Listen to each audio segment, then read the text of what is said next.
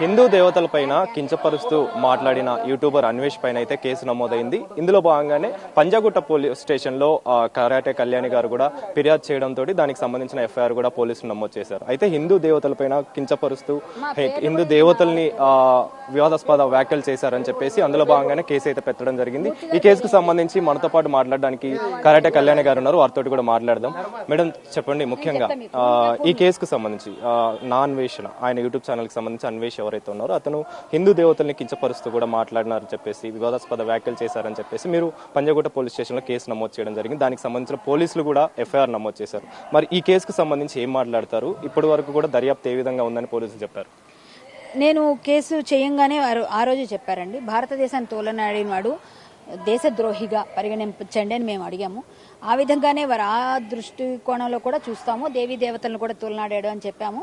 దాంతో నేను డీటెయిల్డ్గా ఇచ్చాను నేను కంప్లైంట్. అది చూసిన వెంటనే వారు ముందైతే కొన్ని సెక్షన్స్ పెడుతున్నామమ్మా, ఇప్పుడు రెలివెంట్, తర్వాత మనం ఏదైతే ఇన్వెస్టిగేషన్లో కొన్ని యాడ్ చేస్తారు వాడికి నోటీసులు పంపిస్తామని ఆ రోజు చెప్పారు. చెప్పినట్టుగానే వారు వేగవంతం చేశారు. పోలీసు వారికి ధన్యవాదాలు. సజ్జనార్ గారు ఎన్కౌంటర్ స్పెషలిస్ట్ కాబట్టి వారు కూడా సీరియస్ గా తీసుకొని, మీరు ఇంతకుముందు మాట్లాడారు వీడితో, ఆ వ్యధవ సంగతి మీకు తెలుసు సార్, మీరు కూడా భారతీయ దేశ పౌరులే, భారతదేశానికి కించపరిస్తే మనల్ని అందరిని అన్నట్టే, సో మీరు ఇమీడియట్ గా వాడిని పిలిపించండి సార్, మీకు దండం పెడతాం. ప్రధానంగా ముఖ్యంగా అతను హిందూ దేవతల్ని కించపరుస్తూ భారతదేశ సంస్కృతిని కూడా కించపరిచే విధంగా మాట్లాడారని చెప్పేసి మీరు ఫిర్యాదు చేశారు. మరి దీనికి సంబంధించి ఫర్దర్ గా ఏ విధంగా మీరు ముందుకు అడుగులు వేస్తున్నారు? దానికి సంబంధించి ఏం మాట్లాడతారు? భారతదేశ పౌరురాలిగా వాడి పౌరసత్వం ఇక్కడ ఉంచుకొని కూడా మనల్ని అంటున్నాడు కాబట్టి వాడు భారతదేశానికి విద్రోహ చర్యగా తయారయ్యాడు. సో మన శత్రు దేశాలను పొగుడుతున్నాడు, చైనాని, థాయిలాండ్, అవన్నీ మంచివి మనకు కాదు, మనం రేపిస్ట్ కంట్రీ అంటున్నాడు. వాడికి కంట్రీలో ఉండకుండా వెళ్ళిపోతాడు అంటున్నాడు కదా, వాడికి శాశ్వతంగా సభ్యత్వాన్ని రద్దు చేసేయండి. అలాగే ఇంకోటి ఏమిటంటే వాడి తాలూకా ఆధార్, పాన్ కార్డ్ ప్లస్ ఏదైతే ఇక్కడ పొంది ఉన్నాడో అవన్నీ రద్దు చేయండి, పాస్పోర్ట్ రద్దు చేయండి, వాడు ఎక్కడికైనా పోనివ్వండి, మనకు అనవసరం. వాడికి అవసరం లేని కంట్రీలో ఎందుకు ఉండాలి, వెళ్ళిపోమనండి. ఇక్కడ నుంచి ఎవరు కూడా సబ్స్క్రైబ్ చేయకండి, వాడి మీద రిపోర్ట్లు కొట్టండి, వాడిని ఏదైనా చేయండి, అయిపోతుంది. ఆ పని చేయండి.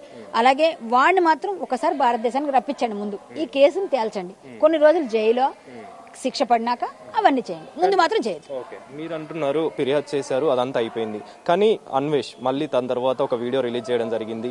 గణపతికి సంబంధించిన బొమ్మ పెట్టుకొని, అదే విధంగా భగవద్గీతకు సంబంధించి పెట్టుకొని, నేను హిందూవాదిని, నేను కరుడుగట్టిన హిందూవాదిని, నేను ఎప్పుడు కూడా అలాంటి వ్యాఖ్యలు చేయను అలా అని చెప్పేసి మాట్లాడారు. దీనికి సంబంధించి మీరేం మాట్లాడారు? ఏమండి, భగవద్గీత చేత పట్టుకుంటే వాడు హిందూ కాదు, చదివితే హిందూ, దాని లోపల సారాంశాన్ని అర్థం చేసుకుంటే హిందూ, అది 10 మందికి పంచితే హిందూ. అంతేగాని ఇప్పుడు నేను భగవద్గీత పట్టుకున్నాను, నేను హిందువుని అంటే మేము నమ్మం. నువ్వు హిందువైతే సీతామాతను అనవు, నువ్వు హిందువైతే భారతదేశాన్ని అనవు, నువ్వు హిందువైతే సాధు పొంగవాలని అనవు, నువ్వు ఈ పవిత్రమైన భారతదేశంలో పుట్టావని మర్చిపోతున్నావు. మా కర్మకి నువ్వు తెలుగు రాష్ట్రాల్లోనే పుట్టావు, అది మాకు ఇంకా దౌర్భాగ్యం. కాబట్టి నీలాంటి వాడికి మేము ఎట్టి పరిస్థితుల్లోని సపోర్ట్ చేయం.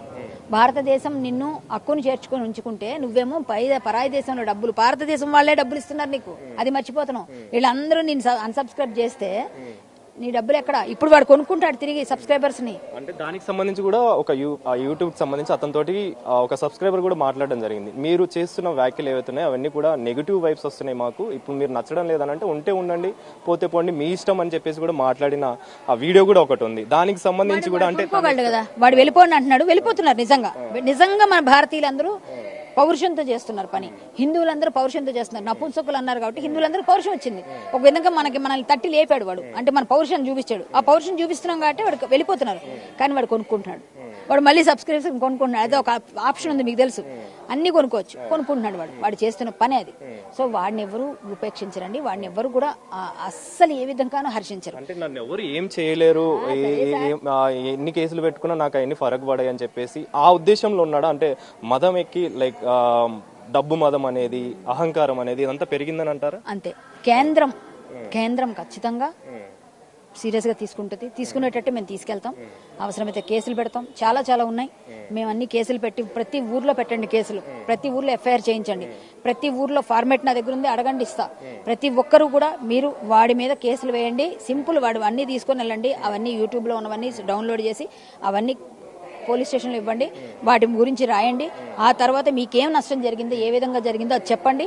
అది మీకు ఏ విధంగా బాధించిందో చెప్తూ మీరు ఇచ్చిన తర్వాత నా ఎఫ్ఐఆర్ని మీరు ఎగ్జాంపుల్ గా తీసుకోండి, మీకు ఖచ్చితంగా ఎఫ్ఐఆర్ అవుతుంది. ప్రతి ఎఫ్ఐఆర్ కౌంటబుల్ ఎక్కువ అవ్వగానే వాడి మీద ప్రెజర్ అక్కడ పెరుగుతూ ఉంటుంది. సో వాడు భయపడుతున్నాడు ఇప్పటికే, మనం ఇప్పుడే చేయాలి, ఇప్పుడు మీరు ఆపకూడదు, మీరు అందరూ చేయండి, నేను పిలిపిస్తున్నా అనుకోండి, అభ్యర్థిస్తున్నా అనుకోండి, ప్లీజ్ మనందరం చేయాల్సిన భారతీయులుగా మనకు దేశ గౌరవం, మన ధర్మం యొక్క ఔన్నత్యం మనకు ముఖ్యం. ఇక్కడ మన అమ్మ, మన సీతామాత, మనం వదలొద్దు హిందువులారా. ఏ పార్టీలో ఉన్న పార్టీల మధ్య చిచ్చు పెట్టాలని చూస్తున్నాడు. పార్టీ ఏ పార్టీ అయినా హిందువులం, కలిసి హిందువులుగా ఫైట్ చేద్దాం, పార్టీల తర్వాత చూసుకుందాం. ఎఫ్ఐఆర్ ఆధారంగా చూసుకుంటే పోలీసులు కూడా ఇప్పటికే దర్యాప్తు వేగవంతం చేశారు. ఇన్స్టాగ్రామ్ సంబంధించి కూడా అతని అకౌంట్ కి సంబంధించి కూడా డీటెయిల్స్ కావాలంటూ లేఖ కూడా రాయడం జరిగింది. దానికి సంబంధించి ఫర్దర్ గా పోలీసులు ఏం చెప్పారు, మీతో ఏమైనా మాట్లాడడం జరిగింది?